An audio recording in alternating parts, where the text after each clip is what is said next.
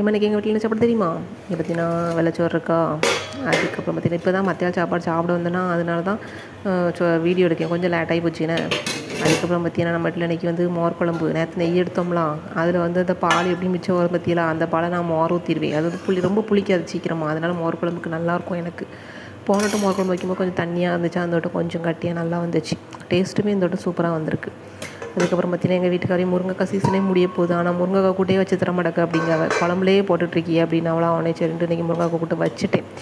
ஆனால் பார்த்தீங்கன்னா எனக்கு முருங்கைக்காய் கூட்டு செட்டே ஆகாது. அது தோலை உரிச்சு சாப்பிட, காயினா அப்படியே அள்ளி சாப்பிடுவோம். அந்த முருங்கைக்காவை அந்த தோலை எடுத்து சாப்பிட்றதுக்கு எனக்கு செட்டே ஆகாது. அதனால் என்ன செய்ய, அவியல்னு கேட்டாவல அப்படின்ட்டு அவியலுக்குன்னு வச்சாச்சு.